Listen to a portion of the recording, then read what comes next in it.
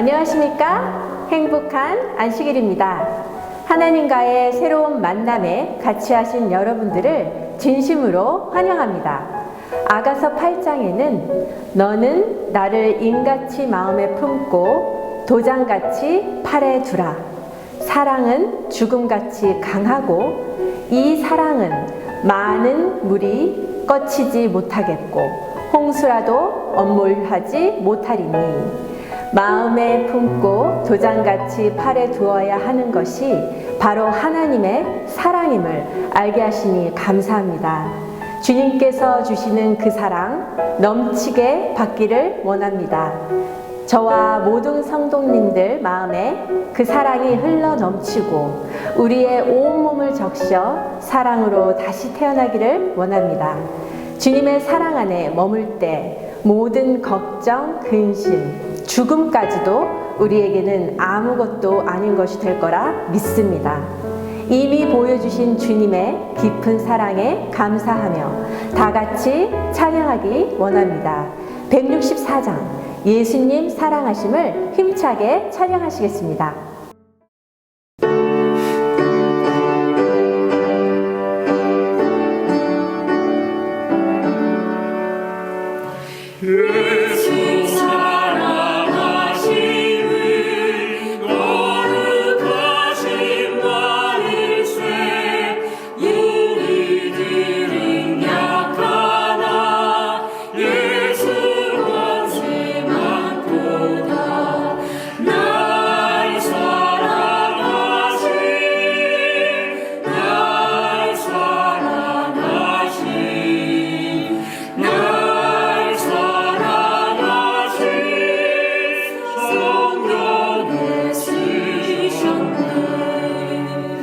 나를 사랑하시고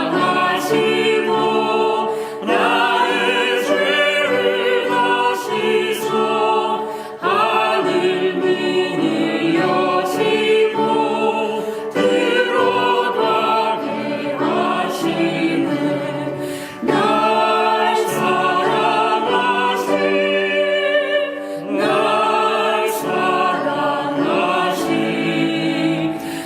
날 사랑하신 날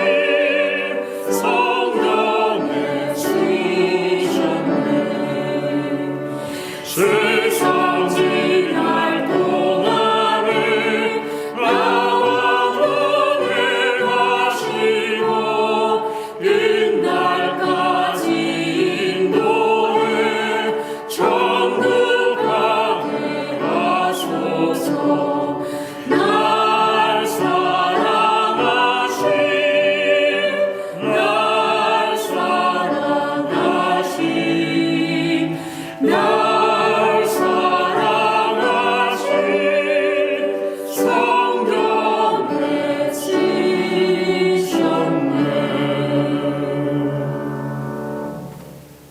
네, 다음 찬미는 161장 내 주님의 사랑을 다 같이 찬양하시겠습니다.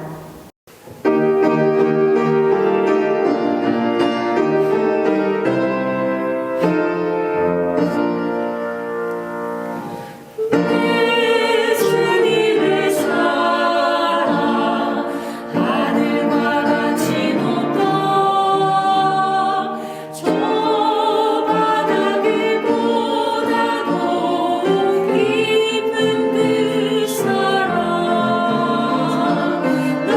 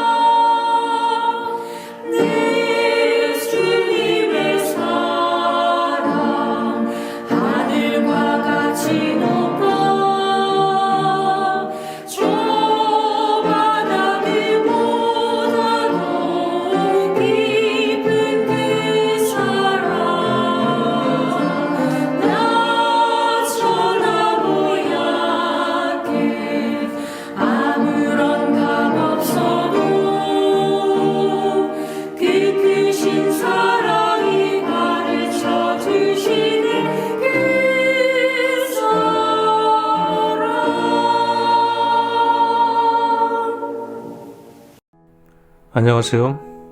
안식일이 시작되는 저녁입니다. 분주했던 일상들, 지쳐있는 몸과 마음 돌이켜서 십자가 밑에 내려놓고 세상에 줄 수 없는 쉼을 얻는 귀한 안식일이 되길 바랍니다. 묵상으로 예배를 시작합니다.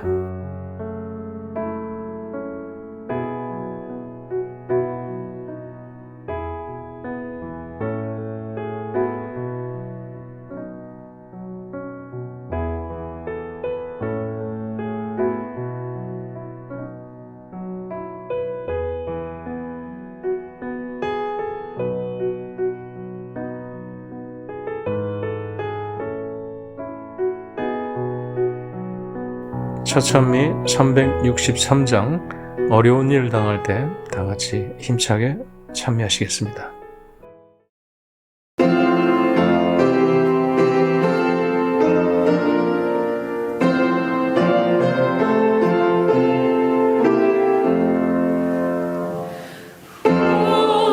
어려운 일 당할 때 나의 믿음 적으나 내가 믿는 내 주를 더욱 의지합니다.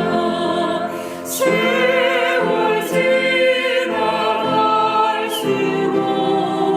주만 바라보면서 아무리 일을 만나도 예수 의지합니다. 성령께서 내 마음을 밝게 비춰주시네. 인도하심 따라서 주만 의지합니다. 세월 지나갈수록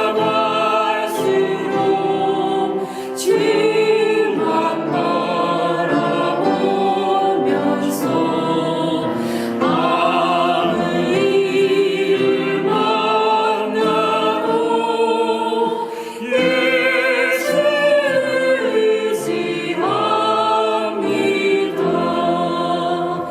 생명이 있을 동안에 주를 굳게 믿으며 천성 올라가도록 항상 의지합니다.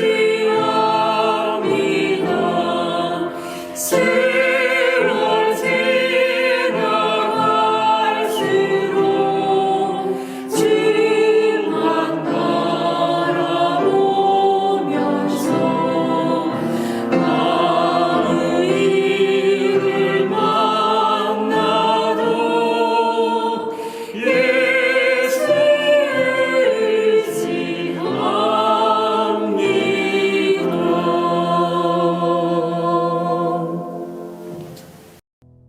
김소영 집사님께서 대표하여 기도해 주시겠습니다. 사랑의 하나님 아버지, 복된 안식일이 시작되는 오늘 저희들을 불러주시고 예배할 수 있는 자녀로 삼아주시니 감사합니다.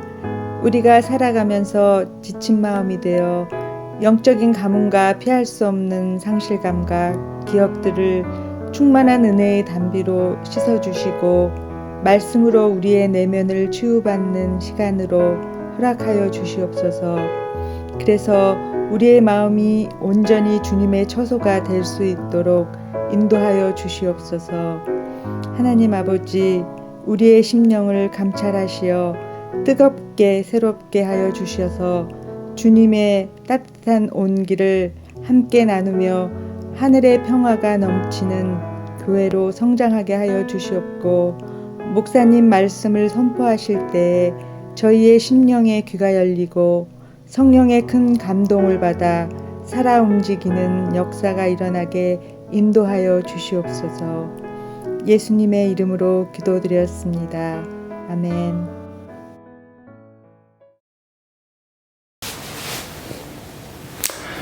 변하셨습니까? 추워서 뭐라도 하나 더 입어야 하는 그런 날들이 계속되어 왔었는데 하루 만에 에어컨이 필요한 날씨로 바뀐 그런 한 주였습니다. 캐나다 날씨가요, 참 사람 닮았다 싶습니다. 당장 문제가 눈에 보이지 않으면 뭐라도 할 수 있을 것처럼 자신만만하게 살다가 문제가 불거져 나오면 세상 다 망할 것처럼 염려하고 걱정하는 것이 연약한 사람 아닌가 싶습니다. 그런데요, 그렇게 변덕이 죽을 듯 하는 것이 사람인데도 사람은 자기를 기준으로 삼아서 세상을 판단하고 평가하려는 경향이 있습니다. 내가 본 것, 내가 들은 것, 내가 경험한 것, 그래서 내가 알고 내가 생각하는 것을 기준으로 삼으려고 하죠. 예수님께서 인생의 최종적인 심판을 말씀하시면서 그렇게 경고하셨었습니다. 나더러 주여 주여 하는 자마다 다 천국에 들어갈 것이 아니요 다만 하늘에 계신 내 아버지의 뜻대로 행하는 자라야 들어가리라. 자기 기준으로 모든 일을 보면 다 그럴 만한 이유가 있었고요, 나름 합리적인 선택을 해온 것이라고 얘기할 수 있습니다. 그래서 핑계 없는 무덤 없다고 하지 않습니까? 신앙도 그렇죠. 사람들은 저마다 나름대로 그래도 올바른 신앙을 하고 있다고 생각합니다. 참 이상한 것이 거의 대부분의 사람들이 자기는 부족하다고 느끼는 동시에 이만하면 최선을 다하고 있다고 생각하기도 하는 것입니다. 그래서 억울하다는 생각을 하게 되죠. 예수님께서는 나더러 주여 주여 하는 자마다 신앙을 한다고 생각하고 주장한다는 그것이 구원의 보장이 되지는 못한다고 말씀하십니다. 내 아버지의 뜻대로 행하는 자라야 천국에 합당한 사람이 될 것이라고 말씀하십니다. 여러분, 아버지 하나님의 뜻이 뭘까요? 하나님께서 제시해 주시는 하나님의 사람의 기준이 뭘까요? 바울은 부유한 도시였던 고린도에 살던 그리스도인 형제들에게 보낸 편지를 통해 오늘 우리에게 그렇게 권면합니다. 우리 고린도후서 13장 5절 말씀 보시죠. 너희가 믿음에 있는가 너희 자신을 시험하고 너희 자신을 확증하라. 예수 그리스도께서 너희 안에 계신 줄을 너희가 스스로 알지 못하느냐. 그렇지 않으면 너희가 버리운 자니라. 너희 자신을 시험하고 너희 자신을 확증하라. 그냥 신앙하고 있으니 됐지 뭐 그렇게 생각하지 말고 자신을 뭐 해보라고요? 시험해보라는 것입니다.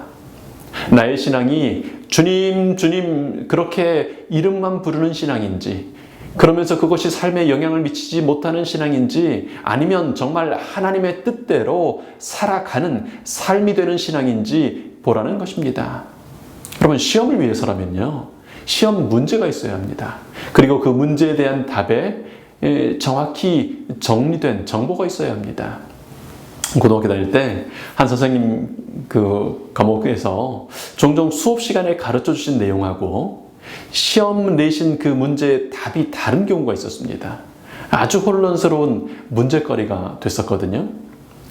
모든 그리스도인들에게 자신을 시험해 보라는 말은요, 모든 그리스도인이 알 수 있고 그리고 시대나 환경이나 문화에 따라 변하지 않는 공동의 기준이 있을 수 있다는 것입니다. 하나님께서 제시하시고 모든 그리스도인이 알 수 있는 영적인 시험 문제 혹은 체크리스트가 있다는 말이죠.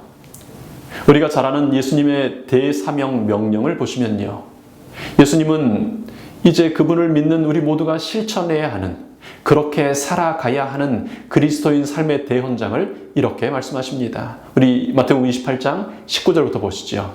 그러므로 너희는 가서 모든 족속으로 제자를 삼아 아버지와 아들과 성령의 이름으로 침례를 주고 내가 너희에게 분부한 모든 것을 가르쳐 지키게 하라. 볼지어다 내가 세상 끝날까지 너희와 항상 함께 있으리라 하시니라. 여기 모든 족속을 제자 삼으라고 하십니다. 여러분, 우리는 그래서 예수님의 제자가 될 뿐 아니라 동시에 또 다른 사람들을 제자 삼아야 하는 사명을 가지고 있습니다. 스승이 되어야 하는 것입니다. 먼저는 예수님께서 분부해 주신 모든 것을요, 가르쳐 주어야 합니다.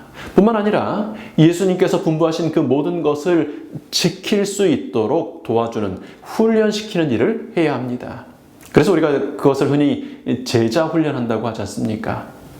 한국에서 학원에서 이제 했던 일들 중에 교사들 연수 업무를 맡아서 몇 년을 좀 했었는데요.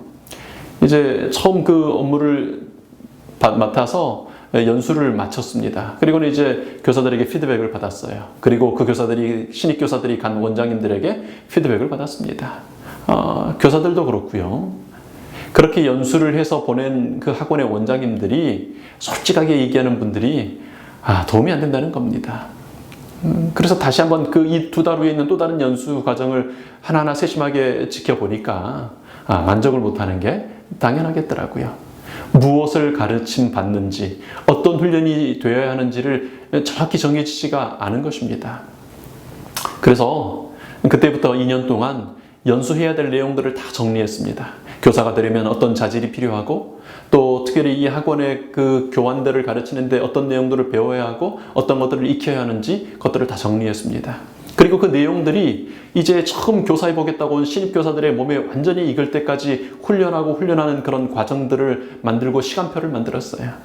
3일이던 연수를 5일로 늘리고요. 매일 시험을 보고 매일 테스트를 하는 일들을 했습니다. 그렇게 할 때 만들었던 것이 교사 체크리스트였습니다. 교사 후보자들에게 그 리스트를 제일 첫날 줍니다. 그래서 자기 스스로 평가하게 하고 또 서로를 평가하게 합니다. 마지막 채용 심사하는 마지막 날의 심사에서도 그 체크리스트로만 평가해서 채용을 했습니다. 그랬더니 신입 교사들의 질이 올라가고요. 때로는 기존에 있던 교사보다 훨씬 더 잘 가르치고 낫다는 평가가 나오기도 하고요. 적어도 어떤 교사도 내가 뭘 해야 할지 모르는 채 교실에 들어가지는 않더라고요. 여러분, 우리 그리스도인 삶도 마찬가지입니다. 성경이 그렇게 두껍지 않습니까? 예수님께서 분부하신 것이 무엇입니까? 여러분, 우리가 제자 삼아야 하는 그 내용이 뭘까요? 착하면 됩니까? 성령님 충만하면 될까요? 헌금 잘하는 교인이 되면 됩니까? 성경을 아주 잘하는 지식이 넘치는 그리스도인이 되어야 될까요? 여러분, 자칫하면 내가 중요하게 생각하는 것만 열심히 하는, 밸런스가 맞지 않은 신앙을 할 수 있습니다. 나는 나름대로 최선을 다해서 신앙하고 있는데 주여 주여 하는 자, 천국에는 합당하지 않는 자가 될 수도 있다는 것입니다. 정말 중요한 문제지만 잘 정리되지 않고 살아가기 쉬운 문제이기도 합니다. 여러분, 1시간으로 이걸 정리하기는 너무 긴 내용일 수 있어서 오늘은 요한계시록을 잠시 멈추고 이 주제를 오늘과 내일 우리 함께 묵상해 보도록 하겠습니다. 사실 이 내용을 많은 분들하고 얘기를 좀 해봤는데요. 많은 분들이 거부감을 느끼시더라고요. 아니, 어떻게 신앙을 평가한다는 거냐? 그런 잣대로 사람을 보면 율법주의 아니냐? 꼭 그렇게 따지는 신앙이 신앙이냐 하는 얘기들을 하시는 분들이 훨씬 많이 있더라고요. 여러분, 그럼에도 불구하고 그런 생각이 들 수는 있습니다만은 하나님께서는 우리에게 자신을 시험하고 자신을 확증하라고 명령하셨습니다. 하나님께서요.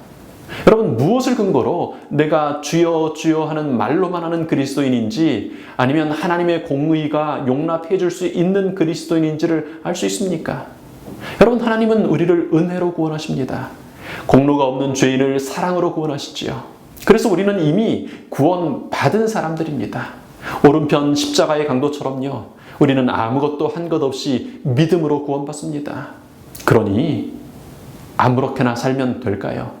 사랑하시니까, 은혜를 베푸시니까 아무렇게나 살아야 할까요? 하나님의 자비하심을 우롱하고 업신여기지 말라고 하셨습니다. 우리는 구원받기 위해서가 아니라 이미 구원받은 사람들이므로 구원받은 사람들답게 사는, 제자로서 사는 그런 특권을 가진 것입니다. 여러분, 우리가 그리스도인으로 산 지가 오래됐는데 뭔가가 부족하다고 여전히 느끼신다면요, 여전히 구원의 확신이 없다면요, 여전히 뭔가 자신 있게 말할 수 없다면 밸런스가 맞지 않기 때문입니다. 무엇인가는 잘하고 있는데 무엇인가를 놓치고 있으면 기웃등하는 것입니다. 여러분 신앙의 체크리스트를 가지시게 되기를 바랍니다. 오늘 이 안식일 스스로를 시험하고 스스로를 확증할 수 있는 우리 체크리스트를 좀 제안드리고자 합니다. 한 가지도 이제 오늘과 내일 나누는 이 체크리스트의 내용 중에 한 가지도 처음 들으시는 것은 없을 겁니다. 혹 있거나 때로는 내 성향에 맞지 않아서 조금 멀리하고 있는 부분이 있을지는 모르겠습니다. 이제 5월 말이지 않습니까? 교회 진학 나눠드릴 때 이 체크리스트를 좀 프린트해가지고 함께 전달해드리겠습니다. 여러분 잘 보이시는 곳에 붙여놓으셔도 좋겠고 성경 사이에 꼽아놓으시고 늘 돌아보시면 좋겠습니다. 혹 유튜브로 함께 예배드리는 분들 중에 원하시는 분이 계시면 여기 화면에 나가는 이메일 주소나 유튜브 댓글에 있는 그 이메일 주소로 연락해 주시면 체크리스트를 이메일로 보내드리도록 하겠습니다. 완전하거나 다 완성된 리스트라고 생각하지는 않고요. 추가되어야 할 부분들이 있을 거라고 생각이 됩니다. 얘기해 주시면 또 우리 함께 서로 더 완성된, 더 업그레이드된 그런 리스트를 만들어가면 좋겠습니다. 여러분, 율법 주의는 피해야 하지만 그것이 율법을 무시하는 방임주의자가 될 자유를 주는 것은 아님을 또한 기억해야 합니다. 하나님의 율법은 살리는 생명의 법칙입니다. 율법대로 사는 것이 부끄러운 일입니까? 율법대로 사는 것은 우리의 삶을 얻을 행복의 법칙이라고 하나님은 거듭 말씀하셨습니다. 그 법칙들을 알고 지킬 때요, 진리가 우리를 자유케 하는 경험을 하는 것입니다.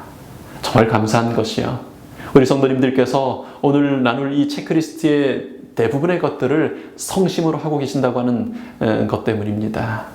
우리를 여기까지 인도하신 우리 하나님의 은혜를 인해 감사합니다. 성령님의 도우심을 구하면서 그리스도의 장성한 분량에 이르기까지 성장해가는, 더 성숙해가는 우리 모든 성도님들이 되시기를 축원합니다. 사람이 건강한 한 사람으로 살아가는 데는 세 가지 요소가 필요합니다. 그것이 꼭 사람뿐 아니라 어떤 기계라도요, 원활하게 잘 작동하려면 동일한 세 가지 요소가 필요합니다. 첫 번째는 몸이 필요하죠. 기계라면 하드웨어일 겁니다. 두 번째는 마음, 정신이 필요합니다. 기계라면 소프트웨어일 겁니다. 그리고 세 번째는 에너지입니다. 여러분, 컴퓨터든 핸드폰을 생각해봐도 똑같습니다. 근본이 되는 몸이 있고 혹은 하드웨어가 있어야 존재할 수 있죠. 손에 뭔가 들어야 될 거 아닙니까? 눈앞에 보여야지요. 삼성이든 애플이든 뭐 어떤 기계 회사든 해마다 더 좋은 하드웨어 만드느라고 끊임없이 노력하고 경쟁하고 있습니다. 여러분, 그런데 쇠, 유리, 납 뭐 이런 것들 다 모아놨다고 작동을 하진 않죠. 그 하드웨어를 움직일 소프트웨어가 아주 필요합니다. 애플이라고 하는 회사가 아주 잘하는 게 소프트웨어를 잘 만드는 거죠. 그래서 하드웨어만 가지고 비교하면 경쟁하는 다른 회사에 비해서 사양이 더 낮은데도 불구하고 효율성은 훨씬 더 탁월한 성능을 발휘할 때가 있습니다.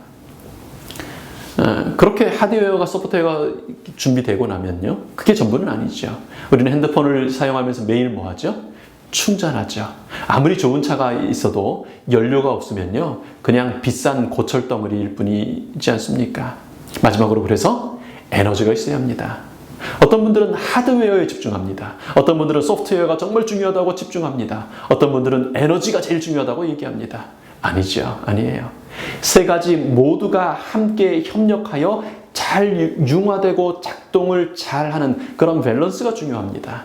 신앙에 있어서도요, 이 하드웨어, 소프트웨어, 에너지, 이게 다 필요한데 그 신앙에 있어서는 이게 어떤 것일까요? 우리 이것들을 함께 생각해 보겠습니다. 이것들이 빠짐없이 균형지게 잘 작동하고 있는지를 보는 것이 영적인 체크리스트가 될 것이며 자기를 시험하는, 스스로 시험해 보는 일이 될 것입니다. 먼저 우리 신앙의 골격을 이루고 몸을 만들어주는 하드웨어를 좀 생각해 보겠습니다. 하나님이 없던 사람, 하나님을 모르던 사람, 하나님을 믿지 않던 사람이 하나님을 알게 되고 믿게 되는데 가장 필수적인 것이 뭘까요? 가장 근본적인 신앙의 골격을 이루는 게 뭐예요? 하나님의 말씀이죠. 광야에서 만나를 주신 하나님께서 모세를 통하여 그 만나를 주신 목적, 그 의미를 이렇게 설명하십니다. 신명기 8장 3절요. 너를 낮추시며 너로 줄이게 하시며 또 너도 알지 못하며 내 열조도 알지 못하던 만나를 내게 먹이신 것은 사람이 떡으로만 사는 것이 아니요 여호와의 입에서 나오는 모든 말씀으로 사는 줄을 너희로 알게 하려 하심이니라. 여러분, 한 가지 기억하시면 좋겠습니다. 말씀을 먹어야 합니다. 여러분, 요즘에는요 말씀에 대한 것들로 말씀을 대신하는 일들이 참 많아지고 쉬워졌습니다. 여러분, 유튜브에 좋은 설교, 좋은 강의들이 참 많습니다. 좋은 책들도 많습니다. 그러나 그것들로 하나님의 말씀을 직접 읽는 것을 대신하지는 말아야 합니다. 시간이 없거나 눈이 피곤하실 수 있어요. 그래서 들으실 수밖에 없을지라도요, 성경을 듣는 것을 우선으로 삼으시기 바랍니다. 유튜브에 들어가시면 마태복음 듣기, 창세기 듣기, 요한계시록 듣기 이렇게 검색하시면 아주 다양한 목소리로, 다양한 속도로, 다양한 버전으로 그렇게 들으실 수 있습니다. 여러분, 살다 보면 왜 내 신앙에 힘이 없을까 고민이 그런 되시는 순간이 있다면요, 내가 하루에 몇 분이나 성경을 읽고 그 말씀을 묵상하는데 시간을 보내는지 한번 기록해 보시기 바랍니다. 여러분, 이거 잘 기록해 보셔야 돼요. 생각보다 많은 그리스도인들이 성경을 안 읽거나 너무 조금 읽습니다. 그래서 힘이 없는, 육체가 무너지는 신앙을 하는 것입니다. 여러분, 만나를 안 먹고 어떻게 광야길을 걸을 수 있겠습니까? 그래서 첫 번째로 체크할 항목은 말씀의 만나를 먹는 것입니다. 이제 우리 몸을 이루는, 우리 하드웨어를 지탱해주는 두 번째 요소는 기도입니다. 여러분, 우리 영혼의 호흡이 기도라고 그러지 않습니까? 근데 이 기도에는 두 가지 형태의 기도가 있습니다. 말의 기도, 그리고 행동과 태도의 기도입니다. 성경을 읽는 것이 중요한데요, 성경을 읽으면서도 하나님의 음성을 듣지 못하는 경우가 많습니다. 아니요, 대부분이 그렇죠. 어떻게 3,500년 전에 기록된, 그리고 최근의 것이라야 1940여 년 전에 기록된 그 옛 문자들이 우리에게 생명력을 가질 수 있겠습니까?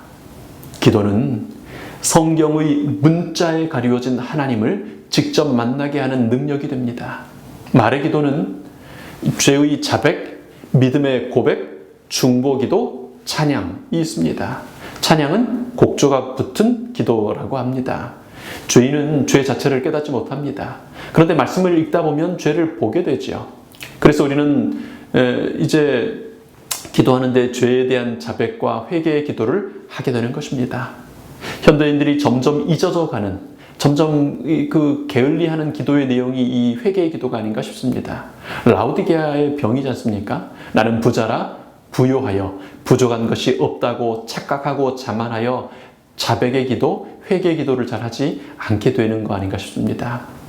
성령님께서 오시면 우리의 죄에 대하여 지적해 주시겠다고 하셨습니다. 여러분, 또 더불어 중요한 기도의 또 다른 내용은 믿음의 고백입니다. 말씀하시니 그대로 될 것이라고 믿는 것을 고백하는 것입니다. 로마 백부장이 그렇게 고백했던 것처럼요, 말씀으로 하는 만 하옵소서 하면서요, 말씀하셨으니 그것이 내 삶에 그대로 이루어진다고 고백하는 것입니다. 여러분, 마음으로 그냥 생각하는 것과 입으로 고백하는 건 완전히 다릅니다. 문자로 기록된 성경이 내 삶에 적용되고 내 개인적인 신앙에 되게 하는 것이 이 믿음의 고백입니다. 근데 여러분, 이런 우리의 기도가 더 성장하고 더 성숙해 가려면 중보기도, 남을 위한 기도로 나아가야 합니다. 나만을 위한 기도에서 그친다면 그것은 하나님의 마음을 닮은 기도가 아니겠죠. 남을 위한 기도를 하다 보면요, 나의 문제, 나의 고통, 나의 것들은 점점 잊게 됩니다. 그래서 마지막 기도는 이제 찬양의 기도죠. 여러분, 앞에 세 가지 기도를 성심으로 하다 보면 그 결론은 찬양의 기도입니다. 여러분, 회개할 때 그 회개할 죄를 인해 눈물로 기도하는 것 좋습니다. 간절한 필요로 인하여 애타는 심장의 기도를 하는 것 정말 아름다운 것입니다. 그런데 우리 기도가 거기에서 그쳐버린다면, 늘 눈물뿐이고 늘 뭔가 애타게 구하는 기도만 하고 있다면 믿음의 기도로 나아가게 되시기를 바랍니다. 구한 것은 받은 줄로 믿는 그 믿음으로 찬양하는 찬양의 기도로 마무리하게 되는 것이 우리의 기도가 되기를 바랍니다. 말의 기도가 그렇게 드린 말의 기도가 진심인지 아니면 입술에 그치는 그런 것인지는 행동의 기도로 이어지느냐로 확인하게 됩니다. 잠언 28장 9절에 이렇게 말합니다. 사람의 귀를 돌이키고 율법을 듣지 아니하면 그의 기도도 가증하니라. 우리가 드리는 기도들 중에 무슨 뜻인지는 알겠는데 사실은 엄격히 말하면 틀린 기도들이 있습니다. 하나님 저희를 사랑해 주시고 복을 내려 주십시오. 여러분 하나님은 이미 사랑하셔요. 독생자를 주실 만큼 자신의 목숨을 내어놓으실 만큼 사랑하셔요. 아니 복을 주시고 싶어서 견딜 수 없어 하시는 분이 하나님이시잖아요. 그게 이미 하나님의 뜻이라니까요. 기도는 사랑하지 않는 하나님의 시선을 끌거나 복을 주지 않으려는 하나님을 달래는 것이 아니죠. 하나님의 그 사랑과 그 넘치는 복의 길에서 자꾸만 이탈해 떠나는 나를 변화시키시는 것이 사실은 기도 아닙니까? 그렇게 하나님과 대화하는 것이 기도잖아요. 그러니 가장 그 최종적인 기도의 응답은 내가 변화되는 것입니다. 행동의 기도를 하는 것이죠. 순종하는 것입니다. 긍정하는 것입니다. 기도하고도 한숨 쉬며 염려합니다. 기도는 하고 안 된다고 얘기합니다. 기도는 하면서 이 사람이 그렇게 쉽게 변하는 게 아니라고, 나이 들면 그렇게 안 된다고 이야기합니다. 귀를 돌이켜서 하나님께서 주신 율법의 말씀, 그 약속을 믿지 않는 것입니다. 거절하는 것입니다. 그런 기도는 가증한 기도인 것입니다. 여러분 나이 때문에, 내 삶의 습관 때문에, 나의 이런 형편 때문에, 이런 저런 것 때문에 안 된다고 얘기하면 가증한 기도가 되는 것입니다. 그런 의미에서 로마 109장의 기도는 우리에게 순종하고 긍정하는 행동의 기도가 무엇인지를 잘 보여주고 있습니다. 그것이 우리 신앙의 몸을 이루는 기도입니다. 그런데 이제 그렇게 성경을 읽고 기도하는 분들 중에도 참 많은 분들이 성경을 잘못 이해하거나 오류에 빠지게 되는 경우가 있습니다. 이디오피아 여왕 간다게라는 여왕이 있었죠. 그 여왕의 재무장관이었던 네시의 경험이 사도행전 8장에 기록되어 있지 않습니까? 성령님께서 빌립을 그 네시가 가는 길로 보내셨어요. 그 이방인이요, 하나님 신실하게 믿었습니다. 아니, 한 국가의 재무장관이 여왕의 신임받는 사람이 다른 나라의 신을 그렇게 신실하게 믿었어요. 말씀을 읽고 기도하면서, 그리고 성전을 찾아 일부러 경배하러 오는 신실한 사람이었습니다. 이제 그 사람이 예수님의 십자가가 세워진 지 얼마 되지 않은 예루살렘을 들렀다가 다시 고국으로 돌아가는 길이었습니다. 근데 그 길에 그는 여전히 그 덜컹거리는 마차에서 이사야서에 고난당하는 메시아에 관한 예언의 말씀을 읽고 있습니다. 얼마나 열심히 입니까? 말씀 읽고 기도하는 사람에게 빌립이 다가가서 이해가 되시느냐고 묻습니다. 그러자 재무장관이 이렇게 대답하죠. 사도행전 8장 31절요. 대답하되 지도하는 사람이 없으니 어찌 깨달을 수 있느냐? 하고 빌립을 청하여 병거에 올라 같이 앉으라 하니라. 여러분 우리가 말씀을 읽고 기도할 때 우리의 무지와 우리의 죄된 본성 그리고 문화적인 차이 때문에 이해를 못하는 말씀들이 많이 있을 수 있습니다. 그래서 하나님께서는요 그런 인간의 연약함을 위하여 제사장을 세우시고 또 선지자들을 보내셨습니다. 먼저 제자된 사람이 제자 삼는 자가 되게 그렇게 디자인하셨습니다. 여러분 누가 우리의 무지와 연약함을 도울 수 있을까요? 요한복음 14장 26절에는 첫 번째 우리의 돕는 분을 이렇게 소개하죠. 보혜사 곧 아버지께서 내 이름으로 보내실 성령님 그가 너희에게 모든 것을 가르치시고 내가 너희에게 말한 모든 것을 생각나게 하시리라. 성령 하나님께서 우리의 보혜사, 돕는 자가 되십니다. 헬퍼가 되신다고요. 여러분 성령 하나님을 믿으시죠? 때때로 우리는 전혀 생각은 그렇게 하지 않으면서도 우리의 표현 속에 성령 하나님께서 계시지 않은 것처럼 표현하는 경우가 있습니다. 제가 신학을 한 것도 아니고요. 저는 성경은 잘 몰라서요. 정확한 사실입니다. 그러나 진실은 아닙니다. 신학을 해본 적도 없는 게 대부분의 그리스도인들에게 현실이고요. 학문적인 소양을 갖춰야 꼭 그리스도인 된다고 누가 시험 보고 교회 들어오는 거 아니니까요. 사실일 수 있어요. 그런데 이 말은 우리의 학문적인 소양이나 신학과 교수님들과 보낸 그 시간이 오늘 우리를 돕고 지도해 주실 수 있는 성령님보다 더 중요하다고 하는 말이 될 수 있는 것입니다. 여러분, 매일 성경을 펼치기 전에 성령 하나님의 임재를 구하는 것은 어떤 신학 교수님들의 강의보다 더 좋은 스승을 모시는 것임을 여러분 이제 받아들이시게 되기를 바랍니다. 여러분, 안식일이 시작되기 전에 성령 하나님을 특별한 선생님으로 초청하시기 바랍니다. 오늘 우리 함께 부를 찬양의 가사에서 예배를 인도하실 분들의 그 말씀 속에서, 선포되는 말씀과 드리는 기도 속에서 하나님의 뜻을 깨닫고 하나님을 만나게 해달라고, 오늘 나를 가르쳐 주시라고 그렇게 도와주실 성령님을 구하시기를 바랍니다. 진리의 성령께서 임하시면요, 우리를 모든 진리 가운데로 이끄신다고 약속하셨습니다. 그것이 창세기든 요한계시록이든 이해하지 못할 것이 없을 것이라고 약속하셨습니다. 또 빌립처럼 먼저 믿은 사람, 믿음의 선배가 돕는 자가 됩니다. 사단은 우리가 사람의 겉모습, 인간적인 면을 보면서 그의 입에 두신 말씀을 듣지 않게 합니다. 아, 저 사람은 말만 잘해. 야, 저 장로님은 자기는 지키지도 않으면서 맨날 말만 저렇게 해. 에이, 내가 저 집사님 어떤 사람인지 아는데, 야, 사람이 어떻게 저렇게 이중적이냐? 교과 공부할 때 보면 탁 다른 것 같아. 야, 저 목사님은 말하는 스타일이, 말씀하시는 스타일이 나랑 좀 안 맞는 것 같아. 여러분, 이런저런 이유로 돕는 자로 주신 사람을 내쳐버리는 경우가 있습니다. 그 사람이 완벽하다는 얘기가 아닙니다. 그럼 하나님은 사람을 주십니다. 제가 전에도 말씀드린 것 같은데요, 제가 늘 드리는 기도가 있습니다. 유치원생의 더듬거리는 입술에라도 하나님의 말씀을 담아 전하시면 달게 받을 수 있는 겸손과 지혜를 주시라고 기도합니다. 여러분, 사람을 통해 우리가 받을 수 있는 도움이 참 큽니다. 꼭 잘 활용해 보시기 바랍니다. 화요 교자씨 모임이나 교과 공부, 또 개인적인 교제를 통해 나누는 시간들에 적극적으로 함께 하시길 바랍니다. 그리고 성령님께서 여러분을 이제 광야로 가라고 하시면 빌립처럼 기꺼이 나아가 돕는 자가 되어주시기 바랍니다. 여러분, 그래서 아주 중요한, 정말 중요한 세 번째 돕는 자가 있습니다. 여러분의 제자입니다. 여러분의 말씀을 들어주는 사람입니다. 결국 가르치는 것이 가장 확실하고 크게 배우는 것이기 때문입니다. 여러분 아시죠? 교과 공부 시간에도요, 앉아서 듣는 분들은 기억하지 못하지만 하루 교과라도, 하루치라도 내가 가르쳐 본 것들은 그건 정리가 되고 기억에 남지 않습니까? 그래서 하나님께서는 우리같이 부족한 죄인들을 파수꾼 삼으십니다. 나이와 상관없이 자식을 낳고 키워보면 전혀 다른 종류의 어른이 되지 않습니까? 하나님께서 그래서 분명히 이렇게 말씀하십니다. 이사야 43장 10절 말씀요.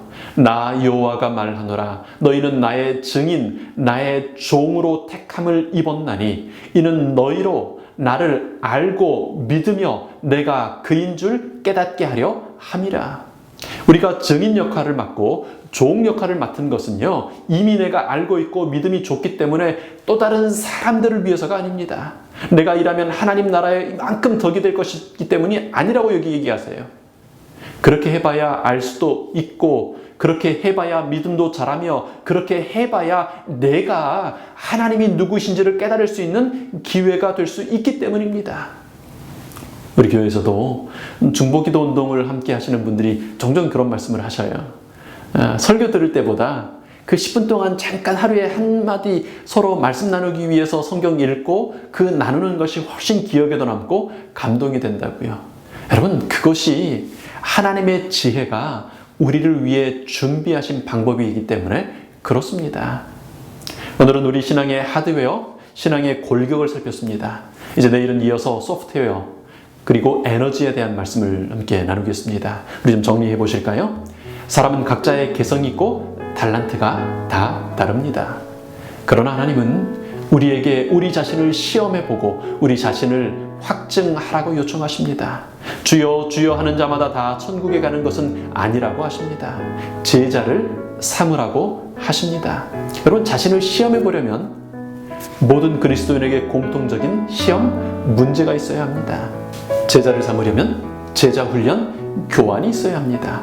무엇을 가르치고 무엇을 훈련시켜야 하는지를 우리 모두가 알아야 합니다. 자기 멋대로 그렇게 하라고 하나님께서 하시지 않잖아요.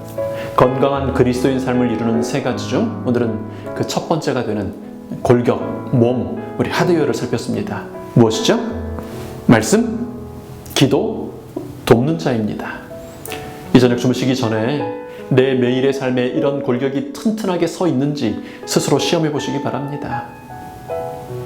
여러분이 거기에 얼마나 시간을 보내는지를, 얼마나 마음을 쏟으며 시간을 보내는지를 적어보시면 그게 아주 적나라한 여러분의 성적표입니다. 채점을 해보니 혹 놓치신 부분이 있다면 다음 한 주를 위한 시간 계획을 이 밤 세워보지 않으시겠습니까? 내가 이 시간에 이만큼을 꼭 읽겠다. 이 시간만큼 꼭 기도하겠다. 이렇게 내가 돕는 자의 도움을 받겠다. 그래서 스스로 확증하는 예수님의 제자들이 되실 수 있게 되기를 축원합니다. 우리 가족들과 함께 혹은 개인적으로 기도하는 시간을 갖겠습니다.